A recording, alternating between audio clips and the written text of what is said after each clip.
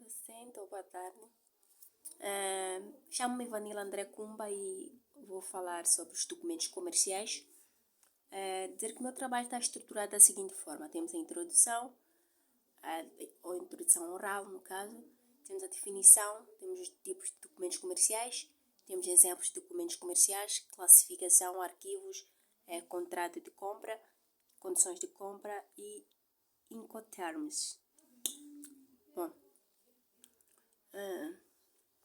falar de documentos comerciais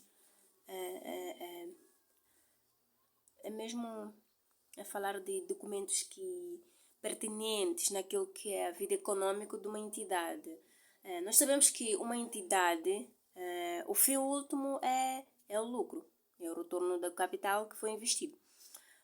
Mesmo que para podermos ter esse resultado a partir de certas transações que a empresa efetua durante um determinado exercício. Então, para efetuar essas transações, tem que ter bases legais. Essas próprias bases são os ditos documentos comerciais, os documentos que irão facilitar naquilo que são as transações dos bens ou serviços pertinente àquilo que é a natureza do produto que a empresa fornece. Então, para isso vamos começar com um conceito acerca de documentos comerciais. Nós definimos documentos comerciais como sendo comprovativo das transações comerciais, que servem de base para os registros de controle contabilísticos. Temos, por exemplo, a fatura, o recibo, entre outros. Então, estes documentos comerciais servem como base no registro de controle contabilístico, né? Então, é a partir destes documentos que nós temos os controles contabilísticos, que o fim é ter aquilo que é informação. Temos o histórico da empresa. E esses documentos comerciais têm a sua classificação. Temos os internos e temos os externos. Os internos são aqueles que transacionais dentro da organização, dentro da empresa. Tem a funcionalidade dentro da empresa. Comprovam aquilo que são as transações dentro da empresa. Estamos a falar, por exemplo, da requisição das matérias-primas. Estamos a falar, por exemplo, de processamento de salário. Esses são os documentos que são internamente, são gerados internamente.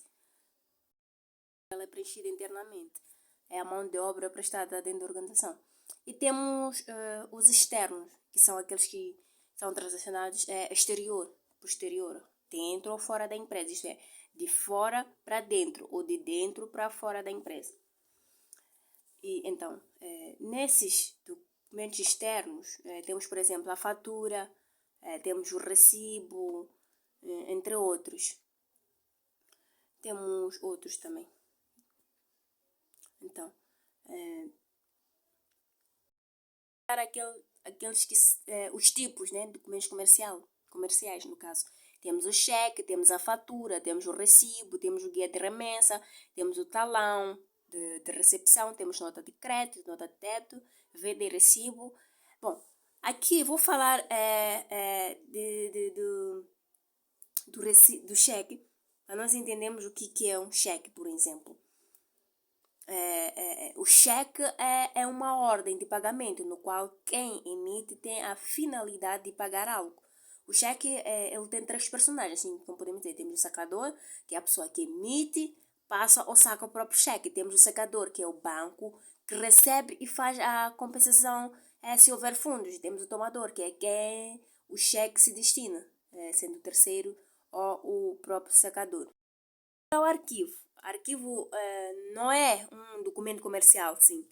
Mas depois de nós termos um documento comercial, eles servem, por exemplo, eles estão arquivados num determinado sítio. Então, só para compreendermos que depois de documentos comerciais, há uma necessidade de se guardar. Então, guarda-se nos arquivos. Então, é o lugar onde se recolhe e guarda-se os documentos, informações de interesse com o objetivo de conservar e assegurar respostas a todos os pedidos de consulta previamente dos vários setores da organização. Geralmente esses arquivos são feitos assim, de uma ordem cronológica, estamos a falar de data, mês, ano, assim, para se fazer aquilo que é um controle dos mesmos. Então é sempre feito assim, de forma regrada.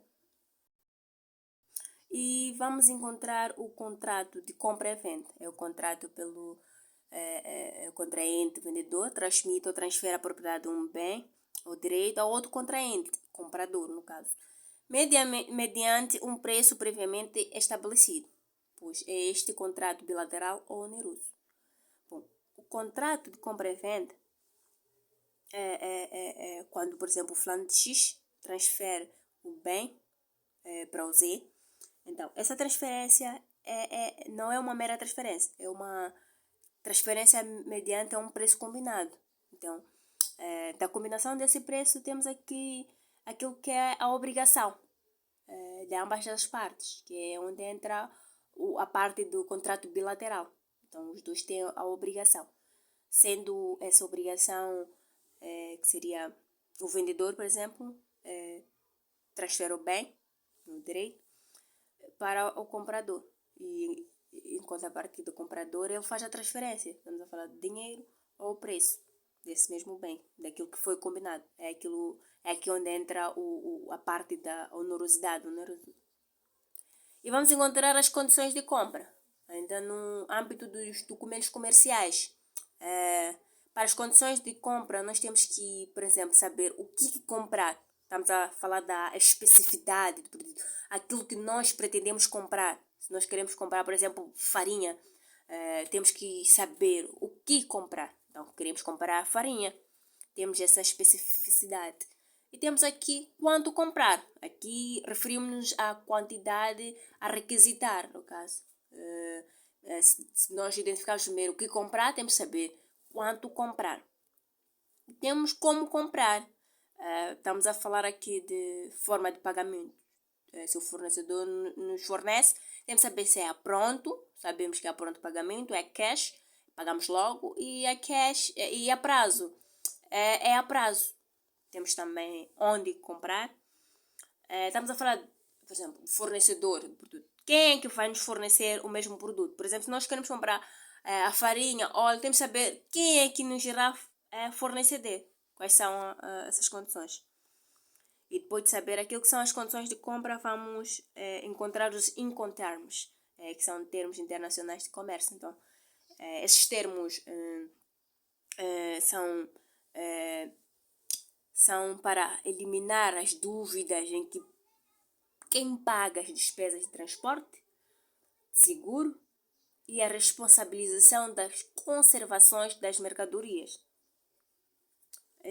Dizer que a Câmara do Comércio Internacional publicou as definições que ficam conhecidas por Incoterms. Estamos a falar de International Commerce Trade Terms, com as seguintes abreviaturas.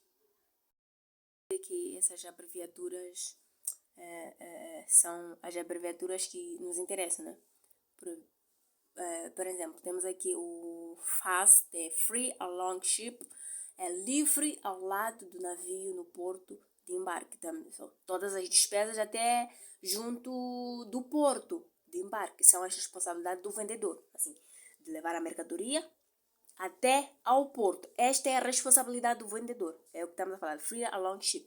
E vamos encontrar o FOB, que é Free On Board, porto de embarque, livre bordo no porto de embarque. Todas as despesas, até a colocação das mercadorias no navio no porto de embarque, são responsabilidade do vendedor. Estamos a dizer, o vendedor ou fornecedor tira a sua mercadoria da sua empresa, leva até o porto e leva até o navio. Essa é até onde termina a responsabilidade do mesmo. E vamos encontrar o CIF, que é Customer Insurance and Freight.